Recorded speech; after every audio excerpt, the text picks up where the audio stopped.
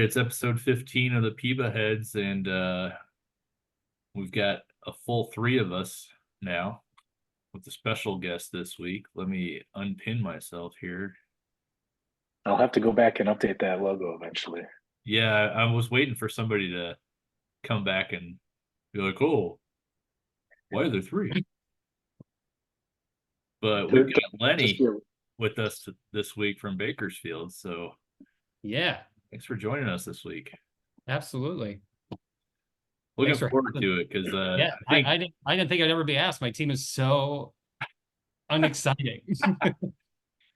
Other well, than the choices I'm making, where people are like, "What ev- is happening?" every perspective is exciting and different. Otherwise, you just hear me and Sean keep talking about the same old shit, and it gets yeah, Oh, just wait. I mean, relatively boring. I mean, that's what I how, was how telling often can I Sean. I'm talk like, about you. Don Washington? It's yeah. like we're gonna keep That's what I'm talking about telling one you. You guy here. invited an actor. It's going to be crazy. Like, you just put me on camera. At least be entertaining. I might not know jack about baseball, but here we go. Well, before we dive in and with the questions, I did want what's interesting to me is so this league and my other league both have an actor in it. And I find that it's crazy because it's just like, what are the chances out of, just 32 other Oh, people there's more of us than you'd think. We oh, just you're don't talk everywhere. about it because not all of us are lucky enough to make a career out of it. So, but yeah, no, we're all over the place. Usually we're your bartender. Well, his So, name is Shane Callahan, and he's like, what's crazy is it's funny when he's got a bunch of time, he's like one of the top GMs in the league, and then you can tell when he's busy yep. Oh, acting that's because me. then it's like trying to Oh, fit it in between takes and everything. And yeah. When I applied for the league, I was like, I love writing. This is like my thing because I do write. I also write. And I was talking to Mike, and I was like, "Oh, I can't wait! This is gonna be great. I love writing about baseball, like making that stuff up." I maybe read 5 articles the entire time, and that's because I needed something for Christmas. I was like, I need to do this." So it's crazy, but you're right. We're like super available, and then super busy, and you can tell. yeah, Like it's just the way it is. But again, like we were saying before we started, like it's it literally is something I look forward to. It's like the carrot and the stick, Like I go play pretend all day and I get to come here and then play pretend here. So and oddly enough, this is extremely more frustrating than my job. So like I've got more mad at this computer than I have at anybody in any rehearsal hall ever. well, the first question that we generally ask people, I forgot to send to you, but and we kind of talked about this before we got on. When did you join PEBA? I joined PEBA. I love telling the story. So sit back. This could be a long episode, everybody. Um, I joined during COVID, like within maybe 2 weeks of COVID, 3 weeks of COVID, or at least applied. And then I was like on a wait list for like 2 days, and then somebody dropped and I got it. But I was driving. My old job, I used to drive around the country recruiting actors to come to a theater. And I was driving around, and like I was saying, I played on the park all the time. I'm in the solo league. So I started listening to the podcasts and stuff like that, just for like these long drives. I love that kind of like, it's not white noise, but there's enough info for me to like, oh, that's cool. And maybe I could tweak my league like that. And I'll never forget, like, it was the episode with Ken. And it's always been like I was telling you, what I've been looking for is like a league that everybody would buy into, and not just like fantasy, like baseball, when you like click in and make sure your starters are starting and everybody else you just kind of leave. Um, and I was listening to Ken talk about it. I was like, oh, that's like the major leagues of outside the park. I'm like, I just want to do that. I want to do that. And I looked it up when COVID started and found the website, and I applied and got in. And it I was, go ahead. Yeah. I will say I know that because I mean I've been here since 2009. Yeah. I took a short break, so this league's been around forever. It was obviously I think it started a few years before I joined, but I know that historically we were. I don't know if we are anymore.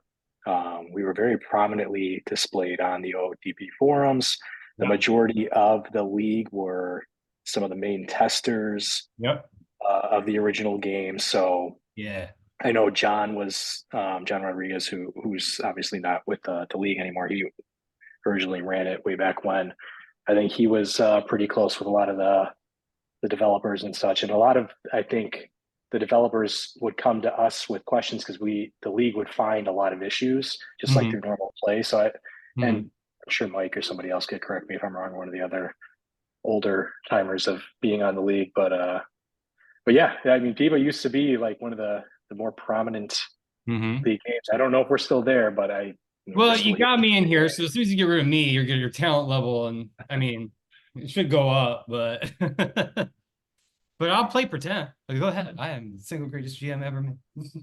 But yeah, it was just awesome, and it's been a great ride ever since. Even, you know, the dismantling of Bakersfield as we watch it take place, which is really interesting. And I think that's a question, but I think that might be the first question, which I'll let you ask before I start. Yeah, no.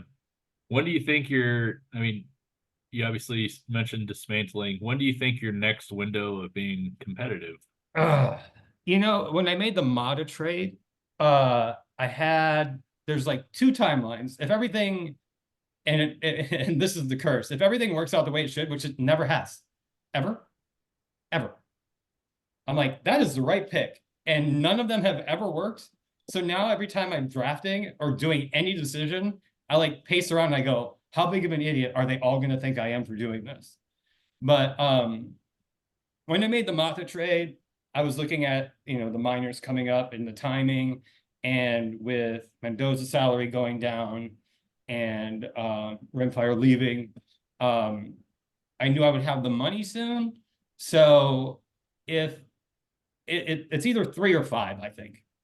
3 if I'm going to start buying stuff, and 5 if these guys hit, as in like peak or start to get good and you can see it coming. And then buy then, and then try to create. So there's like 2 ways that I'm kind of looking at it. Like I have the money now, and I've gotten rid of the salaries I need to get rid of, and the hardest thing ever was to get rid of Mata, because I always said I wouldn't. I'm weird like that. That's the one thing about the game I'm like, no, Mendoza's staying. Like no, I'm gonna see him anywhere else. And Dan isn't either. Dan needs to stop calling for his old players. I don't think you need to apologize. There's a lot of us are with that, or like that with a lot of our players, where you just get attached. Yeah, I mean, you're fake. I mean, like, at this he is point, gonna retire in my uniform. What uniform, man? Like get a hat before you start being that loyal. But yeah, I think 3 to 5 if I play my cards right. I don't want to jump ahead of questions, but yeah, if things pan out, we got a little hot at the end, and I started to get public about it. I was like, no, stop getting good. Stop overplaying. Like, we need to get down into like Yuma level stuff. Yeah. I said that out loud, Bob. But yeah, so I'm hoping 3 to 5. And if I say 3 to 5, like the way I play the game, maybe like 10 to 15. By the time I'm, subscribed to AARP, I should probably get a ring. But yeah, that's my guess. I don't know. I think I made some good moves. They make sense to me, but stars just keep going down. I'm like, oh, they're just getting worse. But yeah, we'll see how it goes. But I'm hopeful. And when you're a Cubs fan and a Bakersfield GM, all you have is hope. And the hope that kills you. It's the hope that kills you, says Ted Lasso. So there you go. 3 to 5, realistically, probably never. No, that's good. I love as long as you just don't fall into that cycle of I'm rebuilding, and hey, hell no, I was never spending money. I'm like, if I got it, let's go. Yeah, you don't want to get into that trapping where all of a sudden you're slowly killing your team on the financials and all of that market stuff, and the players they'll come and go. That's fine. And that's what I will say. I won't name names, but when people are like, "Oh, you got to get rid of him now," while he's hot, I'm like, if I were to listen to the first like words per square inch on a trade is what I'm going to deny. The more you talk about why I should, is the less I'm going to listen. Like, throw an off route. I need to see the name and the position, and I'll go that way and I'll listen. But if I would have sold Mata, I would have never got. Everybody was like, "You'll never get that for him," and I got exactly what I wanted. It wasn't perfect, but he's still good, and he did some good stuff with them. And it's Florida, which was hard to do, even though I liked Jay. And I was just like, man. But he had all the money in the world and some people I wanted. So sometimes you got to deal with the devil, even if they're your buddy in Philly. one of the many. One of the many. Cool. Well, I mean, in that deal, you got some cash, you got a first Yeah. round pick, you got 3 prospects. Well, Yeah, and that was the they're goal. prospects. Like, Yeah. yeah, the picks. I watched that episode when you guys were talking about the trade. And my favorite part is how everybody starts to justify what they've done in the thread. For me, it was like picks scare me. I love prospects because somebody else is training them, because my coach is still stuck. That's like the next part for me. Like as I'm learning how to play the game a little bit better. And so I'm like, they're doing good. Like, so Machado was a big deal for me to get him because for me, he's maybe like a mid first rounder. So for me, I was thinking like, I have somebody who can probably jump in now who's worthy of a first round. I got a first round, even though it's a low end. I needed some cash. I dropped. He took the salary, took my best player, and I just started going, can I have this? Can I have this? And when you're Florida, you can give away the kitchen sink, still have another kitchen sink. Like, so, but it all made sense to me, which is probably why it makes no sense to anybody else. But yeah. No, I Well, think it was a fine trade. I mean, I was bugging you about Mata right before that. So Well, yeah, well, and that was funny. And I'm actually, and to be honest, I'm not talking about you. And then when you were like, I think I started moving that. And it was funny. I was like, because you were. I was like, you were the first person to go, hey, I was like, man, maybe I need to start looking like, but I think you got me like, I had that idea. I'm like, roll the dice. And if they hit, like, and they just like, have like they just forget who the hell they are for like a couple months, we could be good. And then I realized that they remembered who they were. So I started to get rid of the good ones. So, but yeah, he's gone, but I keep an eye on him. He's a good guy. And Taka, getting rid of Taka, that was rough. He was the one I wanted to hang on to. hey, you have an opportunity to retain him in free agency. Oh, do you let him go? Yeah. No, wow. So you got an opportunity. I don't want him that bad. Now I'm gonna look him up. I'm just kidding. No, he was good. He's not built for Bakersfield. He just he didn't perform to what I thought. No, I like to somehow think that's my fault, and it's not. Like No. I put him exactly where everybody else would have put him, and then I dropped him to 2 when he didn't start to hit for average, and I was like, but he still had the on base, and like we were talking about offline when you had him like in that's like the 6-hole or something like that. Yeah. He was pissed. Nothing. Yeah, What do you he's mean mad. He's Yeah. temperamental. Yeah, Yeah. like Ricky Henderson, you gotta get him up top, or he's not Yeah. gonna be like, well, you got me hitting 6-4. Yeah. And then I would like move Castaneda down to try to, and it's like then he would like tank, and I'm like, It all, it's yeah, not they working. all left real quick. The 2 Yeah. guys was like, no, they're going to be the anchors because they can play well into their 30s. And then they were gone in like a week. It's like, God, your resolve and willpower, Lenny, is awful. So, but It's weird though, like because like Jose Cruz, who you wow, got in that trade, he blew up. he blew up, and I was like, it who definitely, the? I resigned him, and like I was gonna resign him. I should have resigned him earlier, but I was like, I don't know. And then like all of a sudden he's hitting like 340. He's got like 20 home runs for me, and he's like 3 million more expensive. And I was like, yeah, well, I'm like, keep him. I'll hang on to him. I really do. There definitely is something behind the scenes coded into players. Like there's got to be some sort of like team dynamic or makeup or something. I know that's been a hot topic. My first conspiracy theory is that Dan like lives in the Matrix and he just goes in and messes with everything. That's how the ghost got good so fast. I refuse to say he is actually an amazing GM, but I gotta give him a hard time. But yeah, there's something in there I like because everybody hates each other, like in real life, because we're losing. Everybody hates each other. No one likes each other. I probably moved Marcus Hancock up too quick into the pitching, but into the pitching coach role, and he's just a jerk. And yet I don't want to get rid of him because then they'll hate me. And who's they? No one, but they'll hate me. He's a shitty pitching coach. He's so awful. And that's what we're known for, pitching. And now we can't pitch. And we got our best pitcher ever as our pitching coach. It's just not working out. But I'm starting to look at that leader stuff and work ethic, and that's how I'm evolving and learning the game from being a solo league player and just like going, oh, I messed that one up, or just fixing it. Yeah. Going to like, I actually need to start looking at team dynamics, and if you got a grumpy pitching coach, even though he's a Hall of Famer. Maybe you got to get rid of his ass. So I don't know. I think they said, just to bring that topic up, I think the settings are the absolute lowest, so they have the most minute impact possible. They weren't able to. You can't turn it off. Is Great. my So I'm spending understanding. all this time. I'm just kidding. So there are people that completely ignore it. I do try to pay attention to it, Yeah. because like you, I'm sitting there thinking, there's, even if it's on the lowest setting, there's got to be something. There's got to be something. And just like Yeah. real baseball, there's something that flicks, Exactly. So I pay attention to all of that. I pay attention to when you go to your team chemistry, who's Yeah. got a bad relationship, who's outspoken, selfish. I tend to Yeah. trade those guys away. And I'm like, I don't want the cancer in the Yeah. clubhouse. I don't care. Yeah. So Well, and yeah, I'll go to those extra steps just to make yeah. sure that everything's jiving as best as it can. Well, and it's interesting because I didn't even think about it. There was some naivete to it in the beginning, but I inherited like a team that was like win now. Like it was, Dan had almost got it there, right?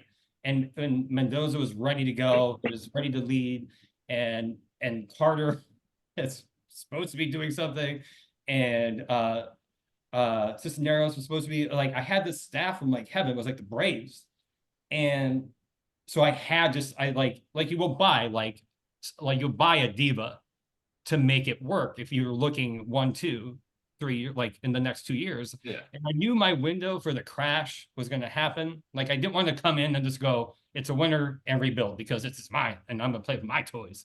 But I was really looking forward. Even when I applied for like whatever team was horrible at the time. Just thinking that would be where the managers were. It was like a crappy team. That's probably what's available. And wanting to do a rebuild. And that's what's so fun about actually what's happening right now. Is like, I loved riding Dan's wave of like talent and everything he had done, but it's really fun to jump in and get to kind of have my ideas go through, even if they're bad. I'm like, it's awesome. So I can't be like, what was Dan doing? At least it's I'm yours, like, then. oh, that's cool. That's you. Yeah. You made that one. All right, we're back. All right, Lenny, moving on to the next one. I guess since you've already traded everyone away, who's your favorite player left, I guess, or who are you looking forward to the most? Obviously, you're in the middle of the rebuild then, or at least trying to focus that way, but who's got you excited? When I was prepping this question, I was actually going to talk about how bad Willis got so fast. I was like, that's bitch signs for like 28 million last 1 year, and then he's awful. That was my surprise player. I was surprisingly pissed. Who I'm most excited about. It's a tough one. I'm not most. Who's surprising me the most is, I guess it's got to be Flores. And that's, I was going to say, I mean, if you don't like Flores, no, and that's the thing, like, surprise to me. But the thing is like, when I look at him, the reason he's a surprise is I made that trade by myself. So I just, and he just, that's one of those random things, when we're talking about that, like he was obviously on my radar. I picked him up in that trade, and all of a sudden I was like, who the hell? And I had to sit back and go, when did I even get him? And I think he was a kicker. If you've ever made a trade with me, I just go, and can you throw in a kicker? Who was in that? Yeah, pull that up. I'm actually looking at it. I need to pay attention to this stuff. Looks like there's like 3: Andrew Brooks, Ramon. Yeah, Alvarado Andrew Brooks, the for... guy that I forgot the freaking. Never mind. I can't even get to that. Salinas and Jose Pena. So yeah, it was a deep. Yeah, that was a good trade one. there. That was a good one. Salinas being I followed up on him the other day, and he's doing pretty good for somebody. I think he's with Florida too. I think he's like in the minors. He should be a starter somewhere else. But Salinas, I think, is currently, he's still with Havana, I think. Yeah, he's with Havana still. Okay, oh, yes. Yeah.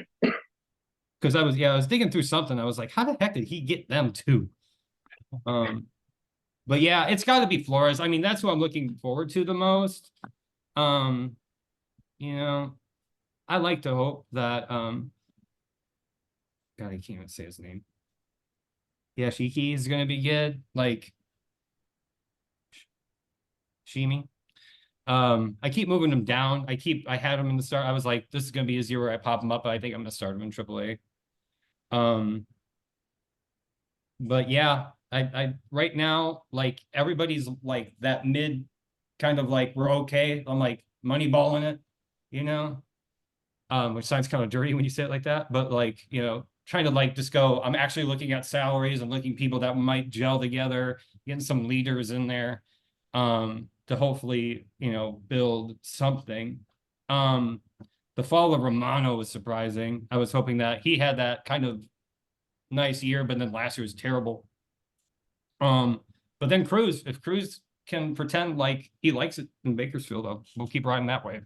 Yeah. So everybody's there. They're playing the positions they should play, you know, right now while we're waiting for some of the younger guys to come up. So, or some more of my draft picks to kick in. So, but that's why I was so excited. I think that's one of the questions. I don't want to jump ahead. Why I was so excited about my short A team. I was like, yeah, Cold Bay, let's go. They were like crushing. And they didn't win it. So, but there's a lot of good stuff going on down there. So early on, you mentioned when you first started, like pitching was kind of that Bakersfield identity. Is that what you're shooting for now, or is it? Yeah, I would like to shoot Hancock and get him out of there. Maybe we can get some pitching again. Yeah, I still think, I mean, until I can wrap my head around or get the finances to build a different ballpark, it's got to be pitching.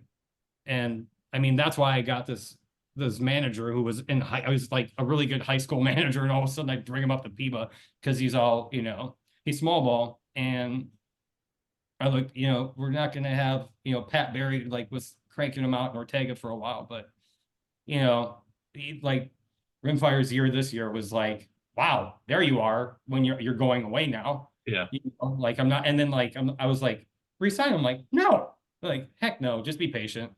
So yeah, I think it's still pitching. It kind of has to be. And oddly enough, we talk about Flores again. I like to think Cruz is going to magically wake up one day and be just a little bit better than he is. And then Manley coming up.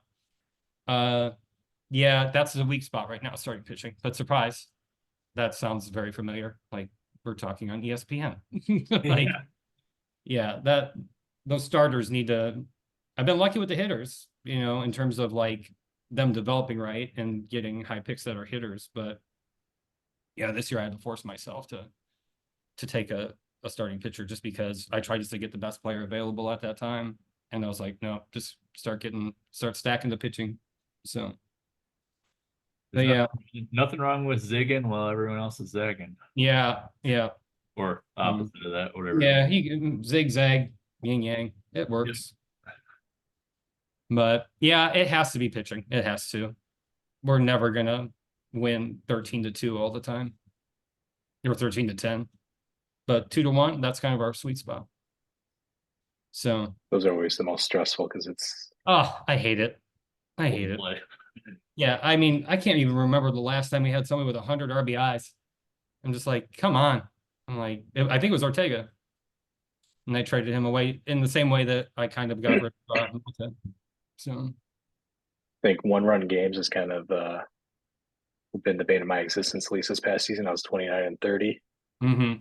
Just the sheer almost 69, almost 70 games, or almost 60 games. That's crazy. Of just one-run game. That's just too stressful for me. That's like the Cubs. Like you're just like, why is this close? Like, come on, can we get a blowout every now and then? Just so like the heart rate stays low.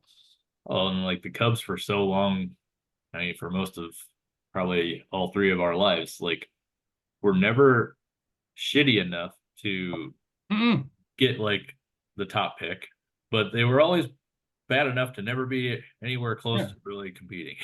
Yeah, and that's how I felt for a long time, but now we're shitty enough. So we're good. Yeah. I was like, man, I'm just not bad enough. We're right in the middle, not getting anybody great. So, but yeah.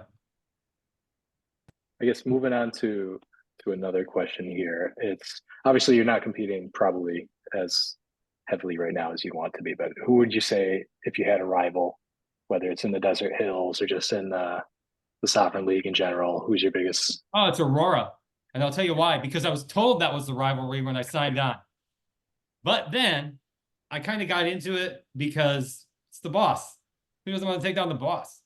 You know, so if you can't knock out the commissioner, I also like to think that, you know, what team pisses me off? Let me take a look.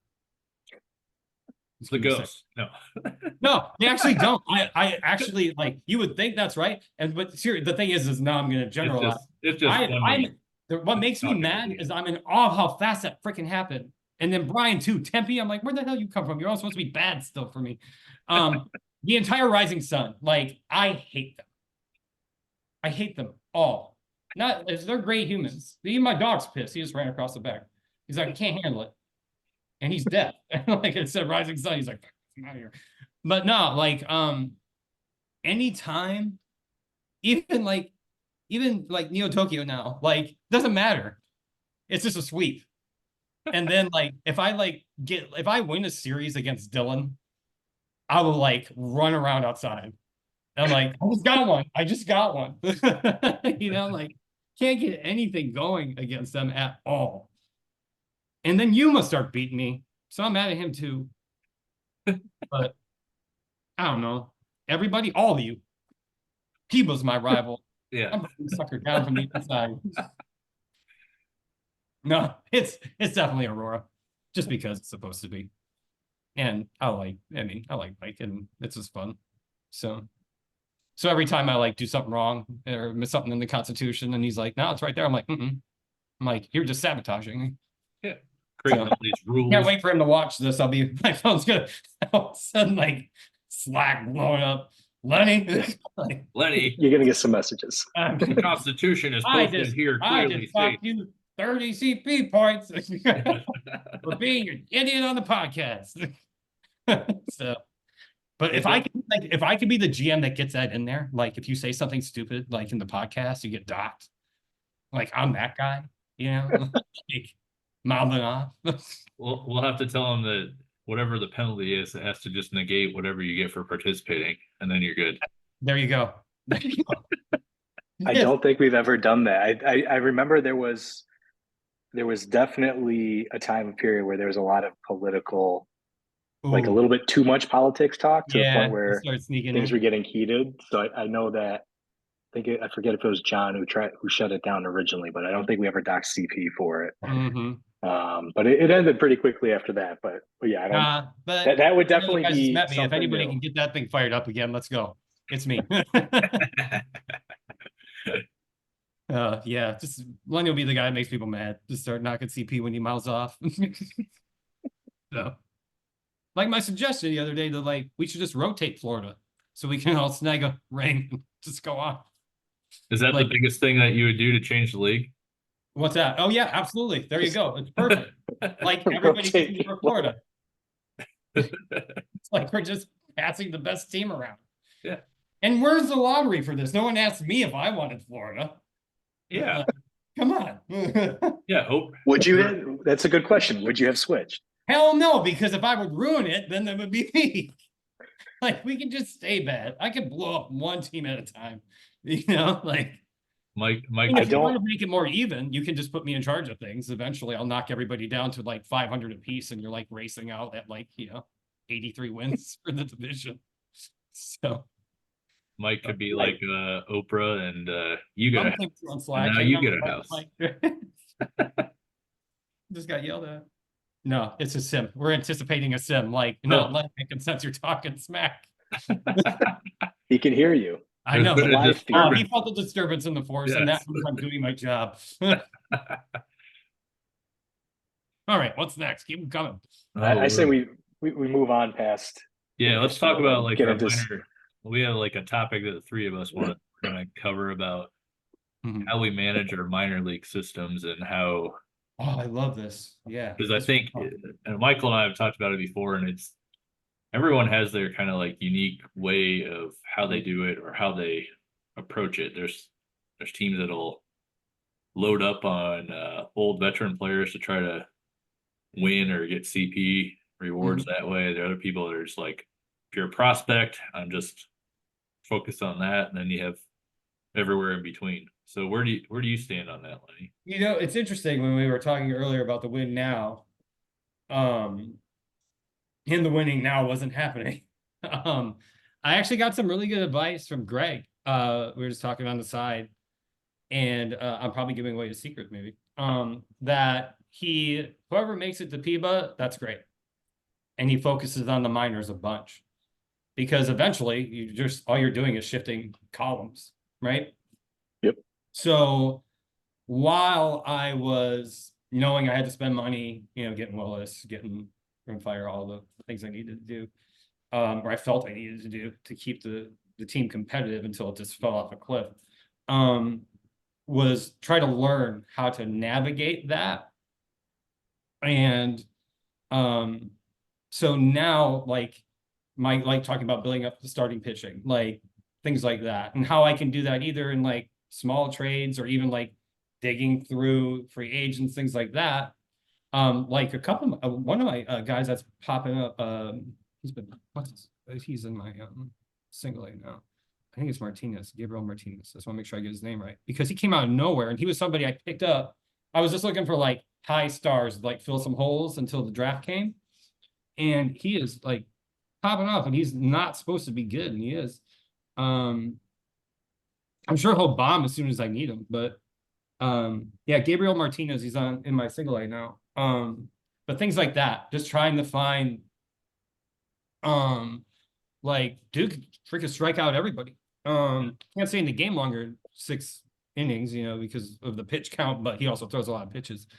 But those little like surprises, like Corbin Taylor, who's actually on Bakersfield now, and why the guy's name, who I can't say, is going to be starting in AAA, is because, I mean, Corbin hits 340 everywhere but in PEBA, and then he hits 240, but he kind of is a great kind of filler. And I like to think that, I mean, and those numbers do not jump out. You're like, Lenny, what the hell are you thinking? But he gets some hits, and when you put him in, he makes it impossible to keep him in AAA. Like if you were like to pull up his AAA stats, they're insane. He's hit everywhere. I wrote about it in an article. Oh yeah. And of course, just like in the majors, like they get to the pros and then they can't hit. But he makes it like I moved him down for a little bit, and you're like, how do I not have that back up here? So he'll back up the DH slot and first base, and he'll fill in. If I have, he'll back up Ernesto, and then I got him started right now. That's because I think I'm gonna keep gosh, I gotta learn how to say his name. Let me look it up so I can try it one more time and slaughter it. This guy. Yeah, that guy. Shimi. Let's just call him Shimi. There you go. Which I think is correct. Yeah, I just don't think he's ready yet. I like to pretend he's ready.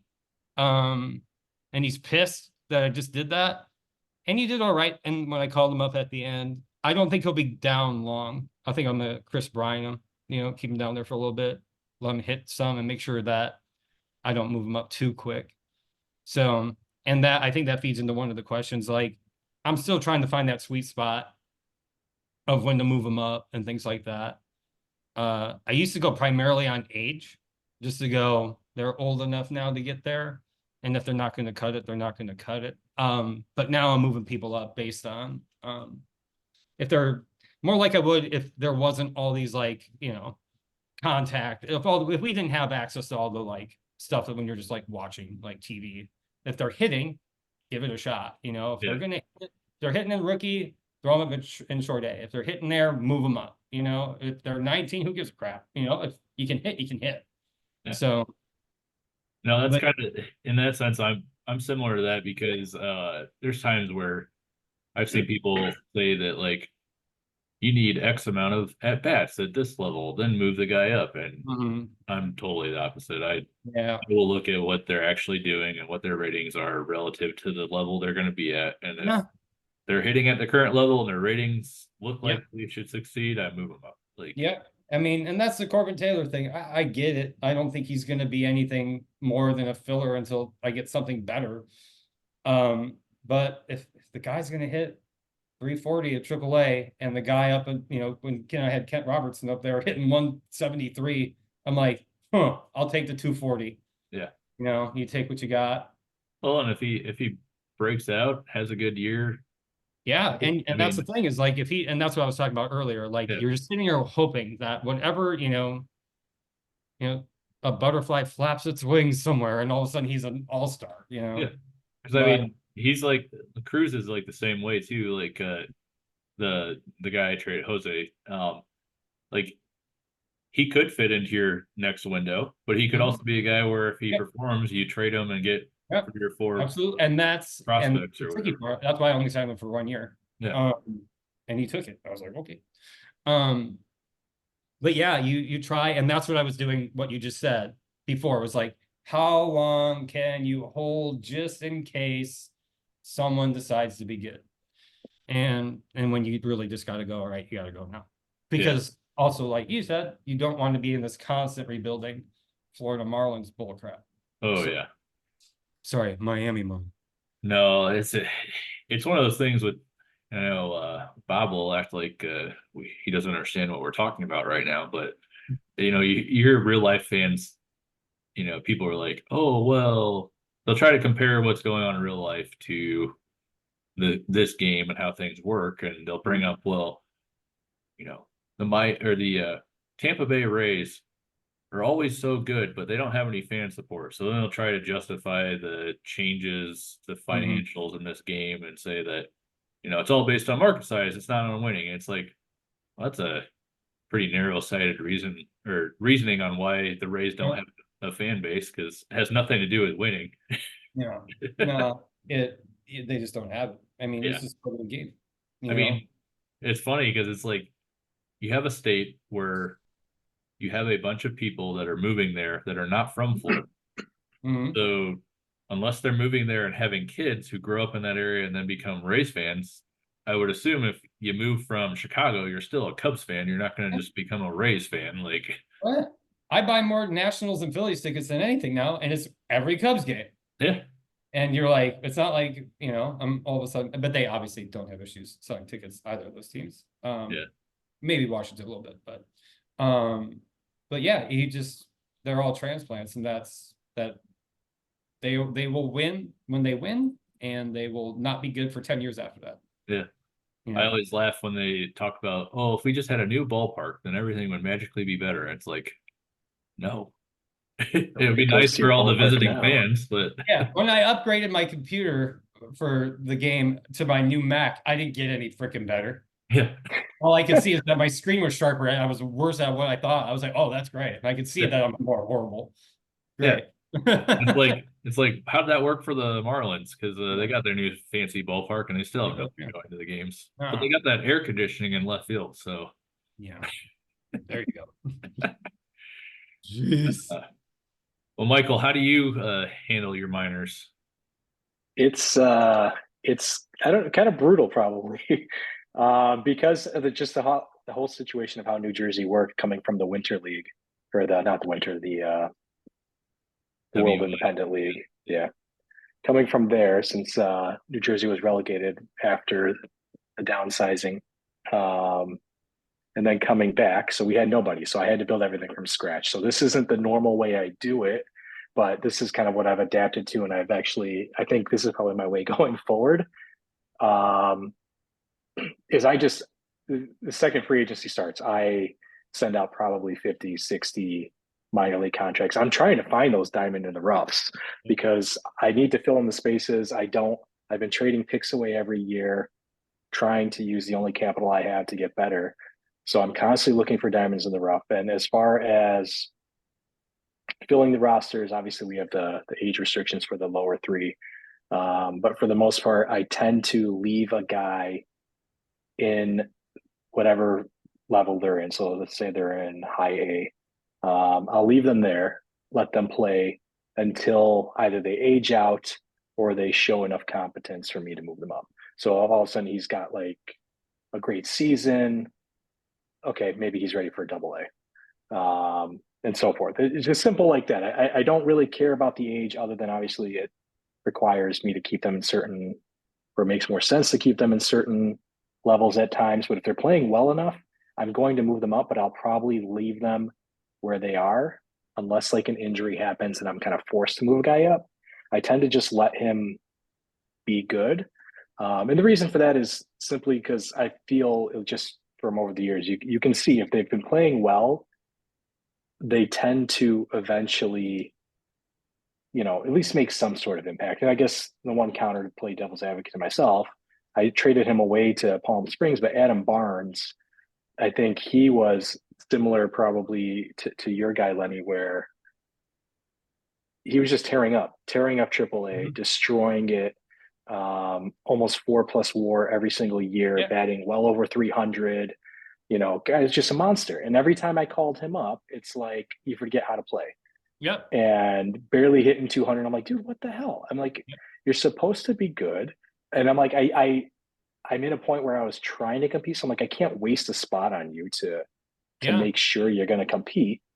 And now he got his final, or his first full season up in the majors since they're kind of rebuilding and they're trying to make a push, and he's making some cost-effective moves, or Rob's making some cost-effective moves over there.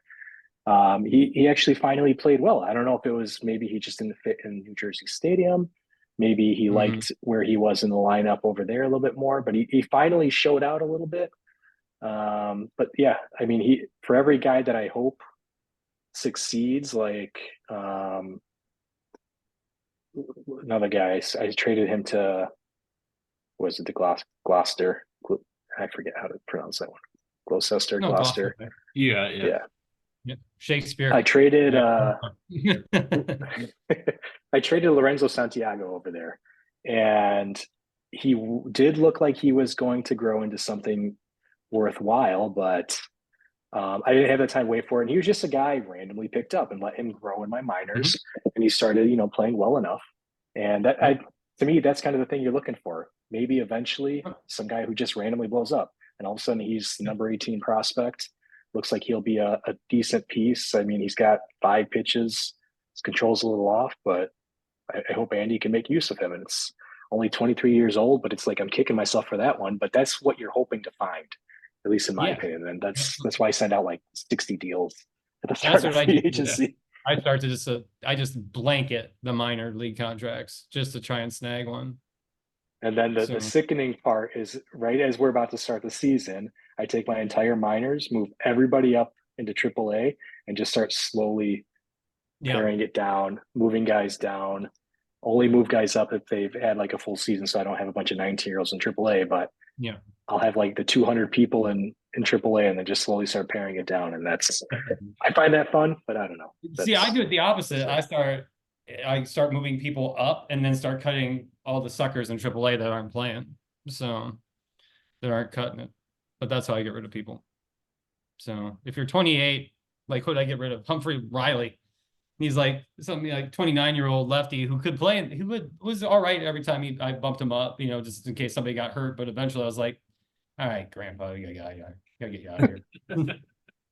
So, but see, winning has its bonuses. You can go and you can get some CP for winning. So I don't fault people for trying.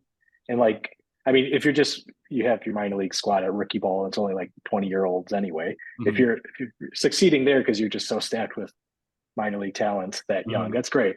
But like once you get to AA and AAA, and it's a shit show for 30-year-olds and whoever else. I mean, that's technically CP. My AAA is all 20-year-olds, and they're all crap.